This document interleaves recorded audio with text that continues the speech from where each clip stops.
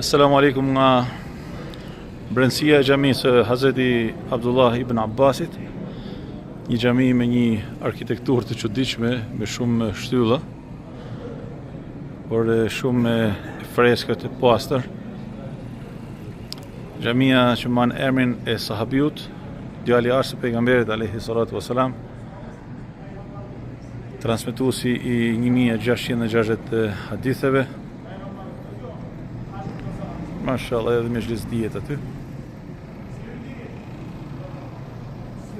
Hazreti Abdullah ibn Abbasi ishte djali i ri, ishte djali i vogël, kur një natë po qëndronte në shtëpitë pejgamberit alayhi salatu wasalam, edhe nana e jon, gruaja e pejgamberit alayhi salatu wasalam, Hazreti Maimuna bint al-Harith,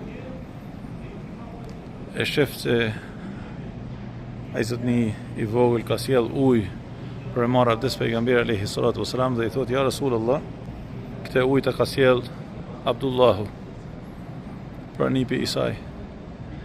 Dhe pejgamberi alayhi salatu wasalam që e merr dhe e përqafon Abdullahun e vogël, edhe lutet për të duke thënë: Allahumma allimhu al-hikma, Zoti im mësoje atij urtësinë.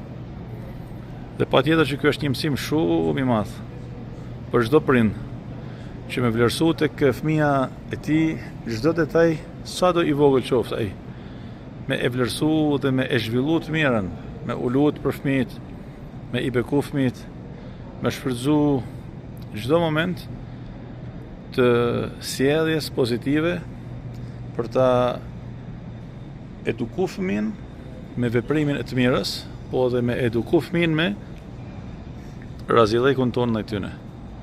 Allah qoftë razi me fëmijët tanë, edhe i begatoft fëmijët tanë, dhe i rujt fëmijët tanë nga çdo sprovë, nga çdo ligësi, dhe i dhasht dhe marsi dhe bekim e fëmijëve tonë. Subhanallah, një ngjarje shumë e vogël, një ndolli shumë e vogël, dhe një fëmijë i vogël që i sjell një të madhi ujë për të marrë abdes. Një veprim në pamje të parë krejt i thjesht, mirë po sa shumë e ka vlerësu pejgamberi alayhi salatu wasalam këtë ndolli, edhe sa shumë na mëson me duan e tij për Hazreti Abdullahun, që Allahumme mësoja atij urtësinë, por jo thjesht, pasi e ka përqafu dhe i ka shprehë edhe kënaqësinë e tij drejt për së drejti. Hazreti Abdullah ibn Abbas, i cili në një rast ishte bashkë me babën e tij, axhin e pejgamberit ton alayhi salatu wasalam, Hazreti Abdullahun, Allahu qoftë i kënaqur me zotin e tij, dhe teksa po fliste axha me nipin e tij, me pejgamberin alayhi salatu wasalam, pa pritur pejgamberi qohet edhe e lën axhin e tij. Ky zotni habitet edhe i thot të birit: a sheh se si u soll me mu djali axhton? Dhe me thanë me një lloj kështu habiet. Hazreti Abdullahu i thot: jo, ai është duke fol me një burr.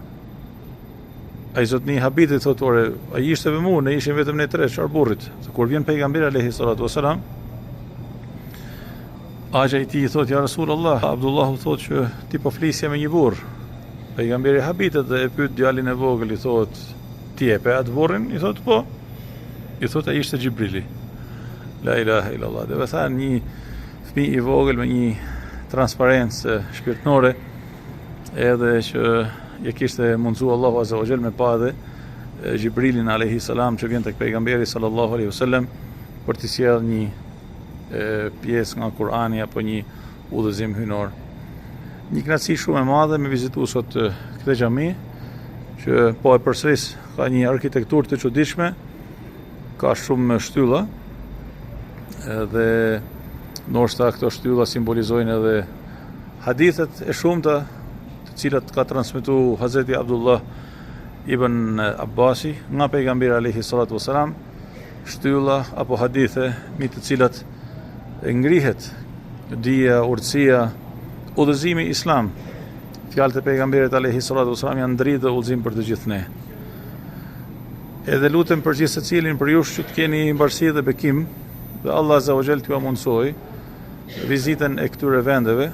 Sot kalum një ditë jashtëzakonisht të mbushur me emocione dhe kënaqësi shumë të madhe në huzur të ngjarjes apo ngjarjeve të Taifit, për në vitin e 10 të thirrjes islame.